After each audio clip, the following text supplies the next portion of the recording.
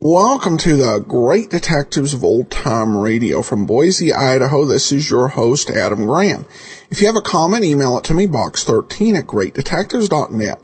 Follow us on Twitter at Radio Detectives and give us a call, 208-991-4783, and become one of our friends on Facebook, facebook.com/Radio Detectives.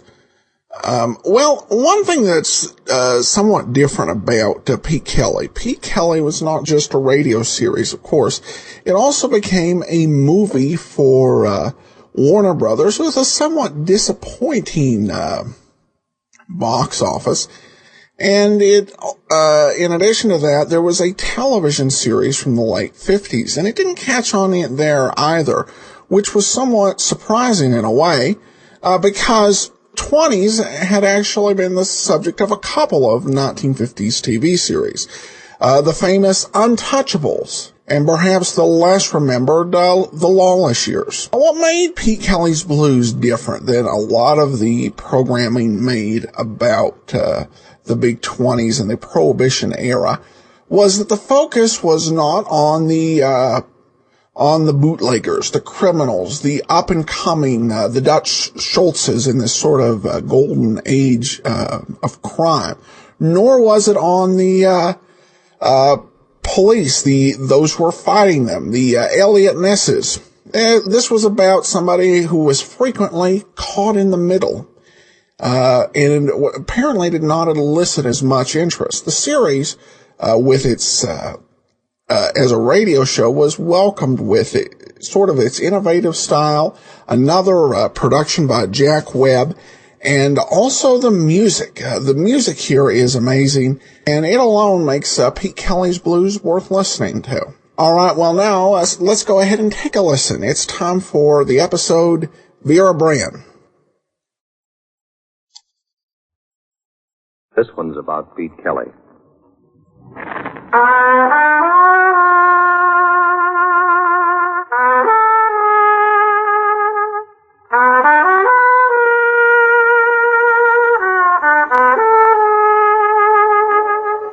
It's about the world he goes around in.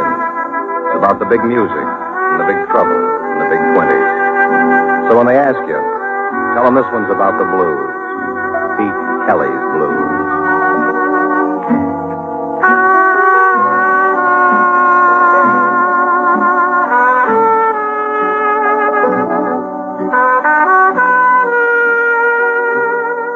Pete Kelly's Blues, starring Jack Webb, with story by Joe Eisinger and music by Dick Kepka.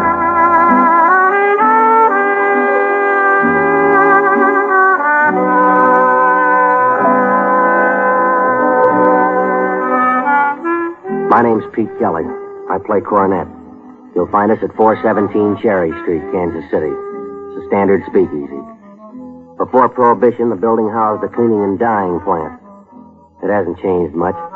The vats came in handy. It's still tough to get a clear gin, but a lady likes the idea of a drink to match the color of her dress. The lease is owned by George Lupo. He's a fat, friendly little guy who wouldn't harm a fly. There's no money in harming flies. We start every night about 10 and play till the customers get that first frightening look at each other in the early light. Lupo's working on a scheme to push the dawn back for at least one more hour. I don't think he'll make it, but I wouldn't want to risk a buck against him. The last night, everything was routine until I saw her again. We were just winding up the third set when she came in, flanked with the same deadpan gunsel. She sat alone at the same table, ordered the same drink, smoked the same Egyptian deities, and gave me that same loving look. The gunsel, as usual, nibbled at his drink at the bar, and his eyes playing watchdog for the girl. This was the fifth night, 4 nights running, same girl, same gunsel, same routine. Sit for 5 solid hours, drink, smoke, and work me over with her eyes, reach down deep for a sigh, and leave with deadpan right behind her. Well, I didn't like it. I was beginning to taste salt on my tongue. We went into a finish, and the girl looked once at the gunsel. He nodded, left the bar, and started to the stand.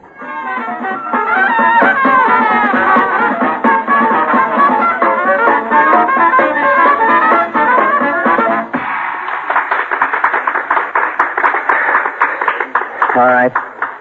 Nick, can you push it a little? It helps when we can hear the beat. All right, don't audition for me. Just do it, huh? Pete. Yeah, Red. That babe's here again. I know. All right, what do we got up next? Working up a head of steam, Petey. Well, she's beginning to make me feel like a wayside shrine. You. Who? You. Me? Yeah. Oh, you got a request? A number you'd like No, to have? I got no request, but the lady, she's got a request. The lady? What's the matter? You don't see the lady? How come you don't see the lady when she's looking right at you? Oh, that lady. Yeah, sure, I see the lady. So why do you make like you don't see the lady when all the time you know the lady's looking right at you? Look, friend, I'm only a poor underpaid employee in this trap. Now, my contract says I'm to play music to please the patrons. I'd be very happy to do anything the lady likes to please the lady. So, all right. So what does she want me to do? So she wants you to have a drink with her. Sure, that'd be an honor, but I'm afraid that Mr. Lupo, he's my boss, you know. George Lupo, the proprietor, he doesn't like his employees to mingle I with will talk to Lupo. He'll like it. Yeah, you could probably make him love it. Come on. I'll be right back, Red. Use some nickels. Right, Petey. Vida, this is Mr. Kelly. Mr. Kelly, this is Vida Brand. Sit down, Mr. Kelly. Yeah, thanks.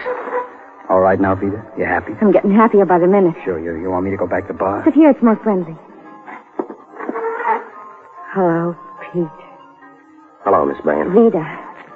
Vida? You like my name? Sure, it's beautiful. Vida. I only just got it last week. It'll take a little time to break it in, huh? Let me hear you say it. Vida. Yeah. I like the way you say it. Like you mean it. Yeah, I do. I never meant anything more in my life. That's because you're sincere. I knew you were sincere the first time I looked at you. Remember the first night I came in? Sat here and looked at you. Yeah, well, I'm pretty busy up there, you know. Ain't slept a wink since that night. Well, maybe if you go home and put your mind to it, huh? No use, Pete. I tried. Nothing's any good. Nothing I can do is going to change it. Change what? The way I feel. Sick? Yeah. With what? With love. Oh. Poor Vida. Yeah, well, beautiful girl like you. No trouble finding another man. I don't want another man. You don't want another man. I want you. That's what Vida wants, you. I love you, Pete. Yeah, sure. Well, that's the way it ought to be. Everybody love everybody else. It's a better world. Well, I got a number to do. Now, you shut up. The lady is trying to tell you how much she loves you, so pay attention. Yeah. First time I saw you, Pete. Hit me like a dum-dum bullet.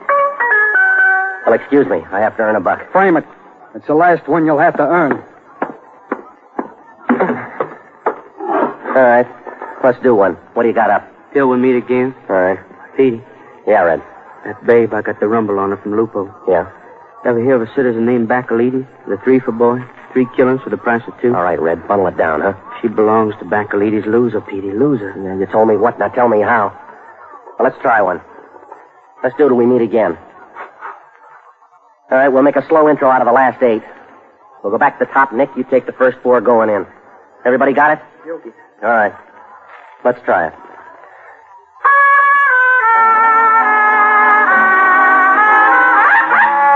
Come on, let's all play it, huh? All right, once more. Nervous, Petey? No, I'm not nervous. Now, come on, everybody, once more.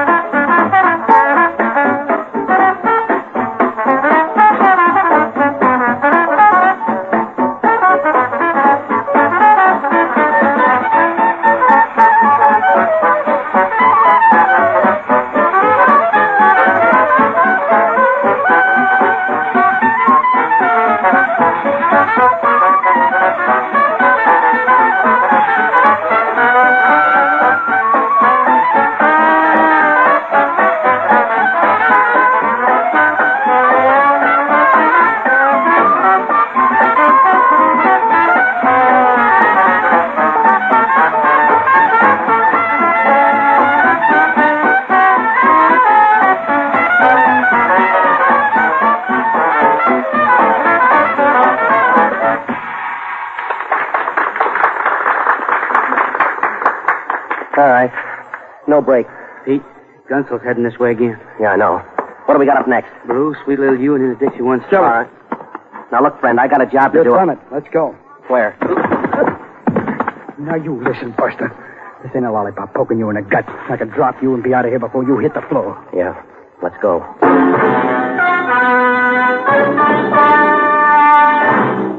Well, we went outside. The Hispano out in front probably wasn't as long as it looked. We've got fairly short blocks in this part of town.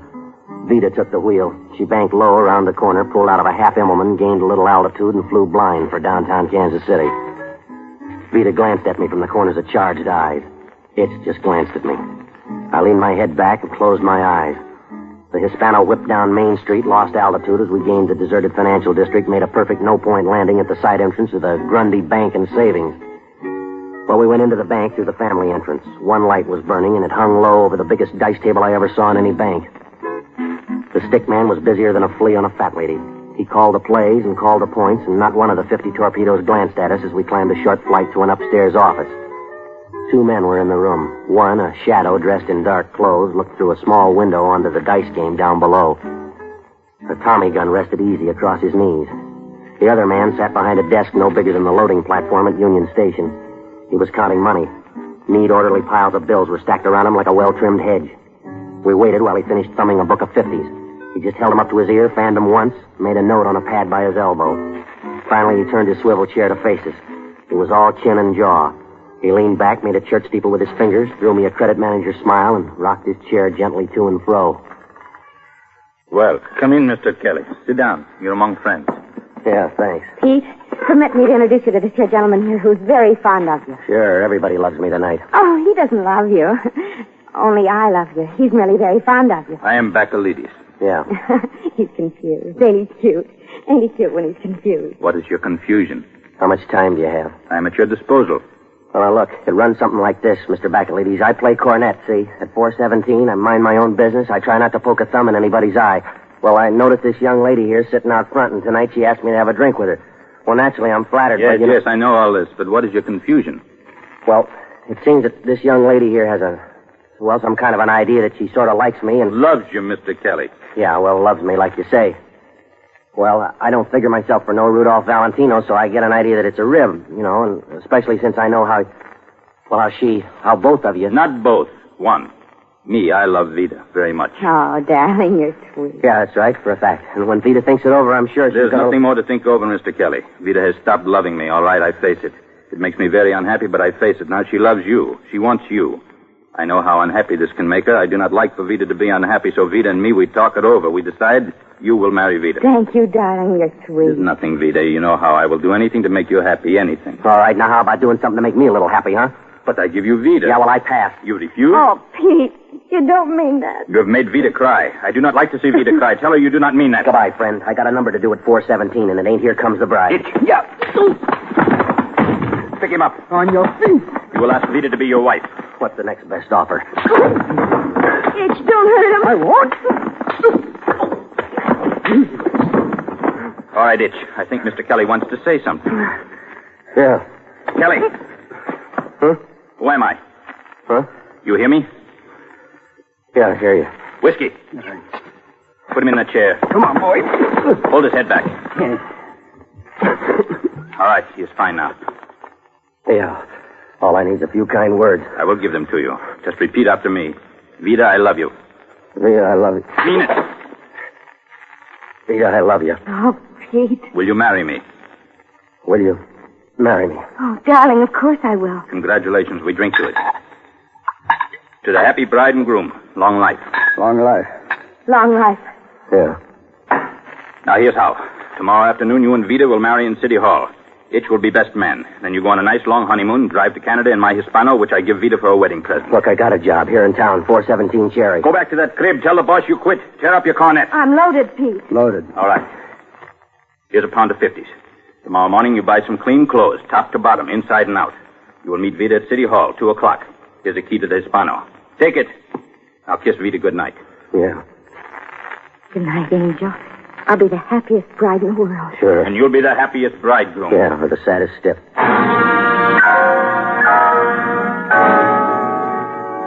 Well, I left the office inside the spin of a top. The Hispano stood by the curb, sleek and calm, just like nothing had happened. Nothing at all. Well, I pointed for the 12th Street Bridge, made the other side of the river, and set a course down Boulder Road for Fat Annie's place. Oh, I tried to imagine life with Vida Brand.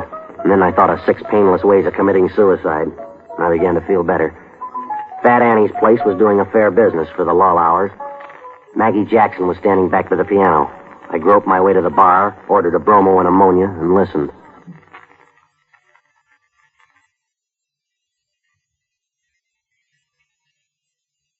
All right, for the wealthy gentleman from Detroit. He needs me. All right, Ray. He needs me. He doesn't know it, but he needs me.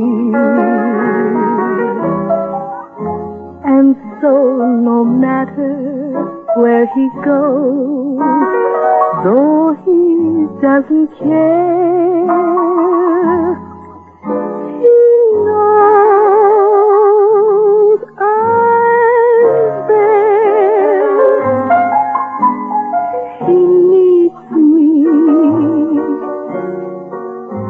I gotta follow where he leads me, or else he'll never know that I need him just as he needs me. Thank you. Thank you. Congratulate me, Maggie. Congratulations. What for? Let's get back here. I want you to be the first to know. In here. Pete, who worked you over? You ever hear of a nail named Vida Brand? Vida? Why, she don't weigh hardly enough to beat the white of an egg. What do you know about her, Maggie?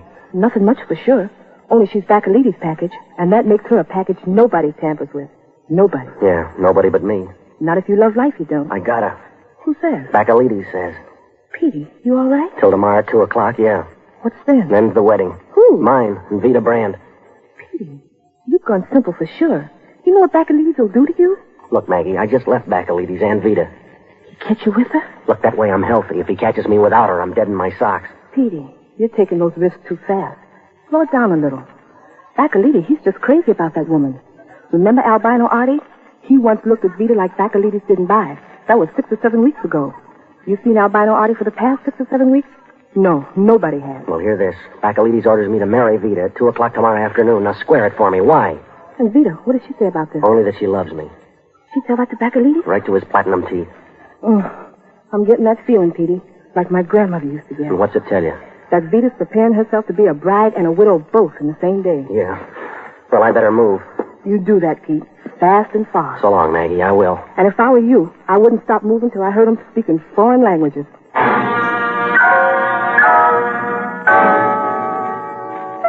Well, marry Vida and I'm a dead bridegroom. Don't marry Vida, I'm a dead bachelor.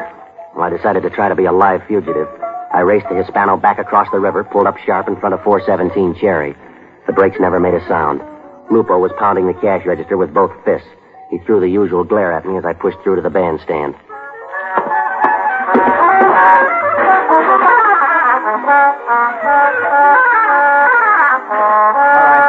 Hold it down, huh? Hold it down. Let's do this one real fine, for me. It's my last time around. Pete, Yeah, Red. you being pushed out? Yeah, it's that or carried out. All right. Let's do Singing the Blues, huh? Everybody ready? Yep. All right, here we go.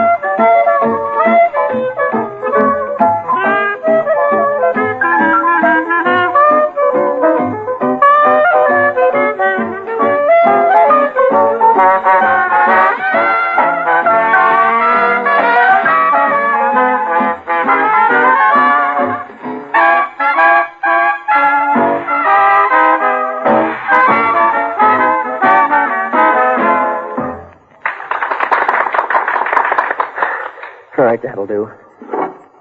Now, look, boys. I'm not going to be around for a while. A little business I got to take care of.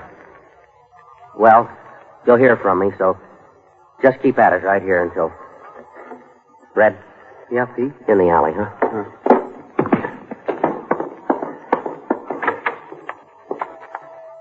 Look, Red, I'm in a jam. What can I do to help, Pete? Thanks, but nothing. I got to keep moving. Maybe cool off in a couple of weeks, maybe not. Meantime, try to keep the boys together, huh? Sure. Well. So long, Red. Take care of yourself, huh? Easy. Need anything? A couple of bucks, Erskine? Anything? No, I'm fine. I'll see you.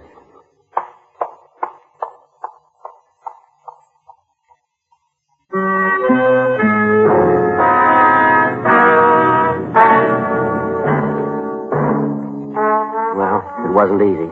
I was going to miss the boys. I missed Red already. No, it wasn't easy. But there was only one exit. I drove around to the rooming house, raced up the stairs. All I had to take was a clean shirt, my other suit, and my book of arrangements. I'd hightail it east, just keep rolling till I ran out of road. That was the plan, until I got to my room. She was stretched across my bed, and she looked right at me as I came in. And there she was, on my bed, looking right at me, but I was all alone. Now, Vida would never be anybody's widow. She was too dead to say I do. The stocking from her left leg was where no girl's stocking ought to be, knotted tightly around her throat. Well, I tiptoed back to the door, as though she was a light sleeper. I closed the door very gently behind me, and then I raced down the 3 flights into the street, into the Hispano, and into high speed. There was no lambing out of this one. You just don't hit the road in a car belonging to the stiff you leave behind. For such violations, the law is strict. Also, Bacalides. Well, I pulled up hard in front of Sour Sammy's joint. This time, the brakes cried. Barney Ricketts was sitting at his usual table in his usual state, boiled and loud. Barney's the only ex-bootlegger in the country who went broke in 1922. He says he did that to aggravate a couple of Prohibition agents he hated. Well, Barney saw me come in and waved me over to his table. Ah, Pete Kelly. Welcome, Petey, and have a drink. Look, Barney, I'm up to my eyes. Nonsense, Petey. You haven't even opened them yet. Ah, here we are. A drink for you and a drink for me. Now, listen, Barney, I'm in trouble. Petey, I have suddenly become oppressed by the state of the world. Well, it's my own fault, Petey, my own fault. I make it a rule never to look at the public prints. But tonight, well, just listen to these few choice items. Now, look, Barney, right now I'm a moving target for Bacalides' gun. Last night's edition of the Star. Look here, Petey, September 8, 1923. Girl forced to leap from stranger's automobile. But let us remember, Petey, that the only girls who leap from strangers' automobiles are those who climb into them. And here, look here. All right, Barney. California politicians say they are responsible for President Calvin Coolidge's success. Probably insist, Petey, that it's in honor of their state that he's called Cal. And this, Petey... Barney, look, there's a dead girl in my room. German marks quoted at 28 cents per million. So you see, Petey, even a German millionaire is pushed hard to feel like 30 cents. Now, look, Vida Brand, Bacalides' girl, she's dead, Barney, in my room. Well, no, that's most careless of you, Petey. If I run, it's the law, Barney. If I stand still, it's Bacalides. How did you get mixed up with Vida Brand and Bacalides? I don't know. I'm still in last week's fog. She wanted to marry me. Bacalides said I would or else. Why, Barney? Why if he torched for her? Very simple problem in human relationships, Petey. Tonight, the word got out that Muggsy Brand was sprung. Who's Muggsy Brand? Vida's father. He was sent up last year. Vida's his whole life. He tried to guard her like Lupo guards his cash register. He hates Bacalides, and if he learned that he and Vida... Yeah, now it's coming into focus. Sometimes, Petey, you're dull-witted. Dull-witted, but stupid. So Bacalides and Vida rigged it to disarm her old man. She marries me, takes the heat off Bacalides. Splendid, Petey, splendid. And her old man winds up throwing a knife at me. All I gotta do now is explain Vida's body in my room to Muggsy Brand. Precisely what Bacalides expects you to face. All right. Glue the rest of it together for me, will you? Bacalides is married. He could never square himself with Vida. He got in deeper than he wanted to. He couldn't dump her because of Muggsy coming out. So he ties her onto you, gets her up to your room, leaves her dead on your bed. How do I back out of this one, Barney? Do you know where to reach Bacalides? Yeah, at the Grundy Bank. His dice game? Yeah, that's right. All right, go there. See Bacalides, lay it on the line for him. All the way, just like we talked it here. Well, they'll cut me down. You might. How much edge do I have? Not quite enough to shave with. But maybe just enough to cut my throat, huh? It's your only chance, Pete. You're in the middle of a three-way push. The law, Bacalides, Muggsy Brand. All right, Barney. I'm counting on you on the outside. Don't worry, Petey. I'll be there with bells on. Yeah, make sure they don't toll for me. Well, I went back to the Grundy Bank and Savings. I had no trouble getting in. The game was just heating up. I stalled around the dark edges of the table for a minute and laid a few bucks on the field. Upstairs, the light was on in the office. The boy with the big piece was still sitting at the window. I could see the head and shoulders of Baccalides. He was still counting money. I started slowly up the stairs, went into the room without knocking. The muscle man swung sharp, pointing the heater at my stomach. Baccalides, fast for a big man, flung out a hand and knocked the gun out of line. Hold it. Next time knock, or you pick up a lot of weight. Yeah, a silk stocking around my neck? No, for you a knife. From the fingers of the best shiv man in the country. Muggsy Brand? Don't try to run, Kelly. He likes a moving target. Just go to him. Tell him his daughter is in your bed, a stocking around her throat. Tell him you don't understand any of it. He will be very sympathetic. Well, that's nice, Mr. Baccalides. You set it up real nice. Smart, huh? Sure, you persuade Vita to buzz it around that I'm number one. Everything fixed for her father's ears. Even get her to help you push her across by going up to my room. You tell a good story, friend. Maybe too good. Oh, put that rod down, Baccalides, before you drop it and break your toe. Maxie, take him downstairs. Come back alone. Petey, look out! Get down! Muggsy! Barney, you all right? Shell shock. Muggsy Brand? Yes, Pete. I knew where he was. All he heard was Baccalides. Kelly. Yeah, Muggsy. Baccalides. I got him? He was between the guns. Not much left of him. Or his trigger man. Or me. Now listen. My poke. Money. Take it. My kid a good burial. Easy, Muggsy. She was only a kid. Maybe if she met a guy like... He's gone, Pete. Yeah. What do you mean, Pete? A guy like who? Who knows, Barney? Who knows?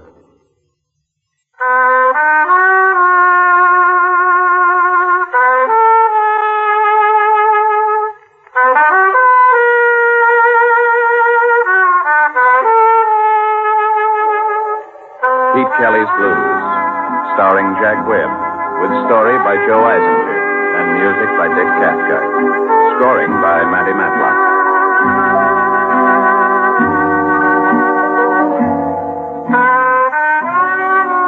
The music of Pete Kelly's Big Seven and Maggie Jackson is now available on phonograph records.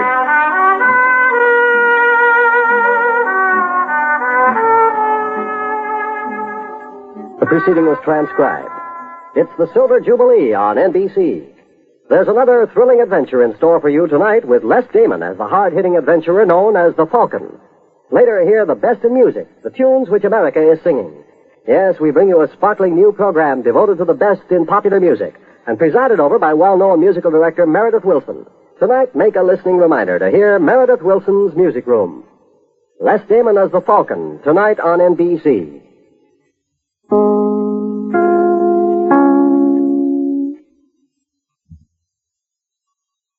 Welcome back. Pete Kelly's Blues is not available in stores on record, though you can pick up some old vinyl on Amazon, where people sell their used copies.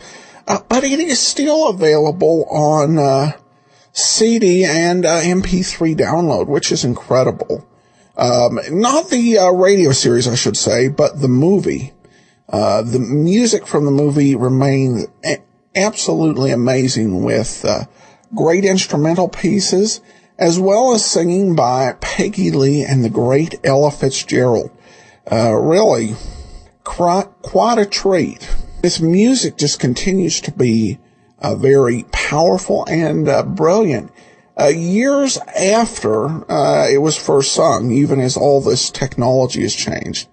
All right, well, we go ahead and get into listener comments and feedback. Well, we turn now to listener comments and feedback. Greg says, how many Nero Wolf radio shows were produced? I'm not sure, but it had to be under 20. Under 20. Actually, the number of Nero Wolf radio programs in terms of episodes produced was 103 between the old-time radio series as well as the Canadian Broadcast Company series. Of course, there's a difference between what is produced and what is actually in circulation. There's only 27 of the old-time radio Nero Wolf shows in circulation, and all but 2 of those are from the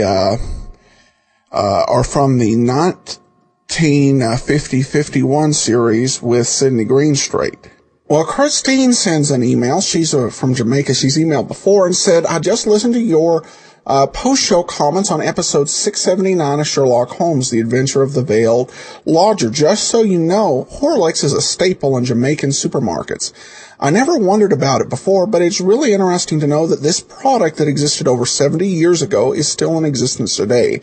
I grew up with Horlicks and Milo. There's another one for you to look up, and both are still sold here. I wonder what new products today will still exist 70 years from now. I wonder if Horlicks will still be around. Well, from everything I've gathered from reading about Horlicks online, it's very popular in certain countries. Jamaica was one that was listed.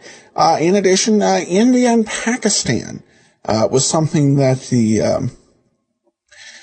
Indian soldiers who were fighting, under the British, when they went home, they took Horlicks home as a dietary supplement.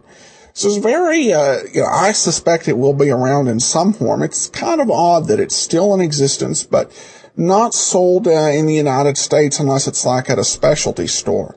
But definitely still being enjoyed around the world, and from the few containers I ordered of it, it's definitely worth consideration. But I'm always fascinated when I hear shows. Most of the shows we listen to are, the products aren't around, like Clipper Craft or Petri Wine. But, then you have Chevron stations, and it's very interesting what products tend to endure. Of course, Lever Brothers sponsored a lot of old-time radio shows, and they're still out and still selling soaps. So it can be pretty incredible. Be interesting to see how many, particularly of these tech companies out there, end up surviving into the next century. All right, well, that will do it for today. We'll be back tomorrow with Let George Do It, speaking of Chevron. And then join us back here on Tuesday for another episode of Pete Kelly's Blues. In the meanwhile, send your comments to box13@greatdetectives.net. We're on Twitter at Radio Detectives. But from Boise, Idaho, this is your host, Adam Graham, signing off.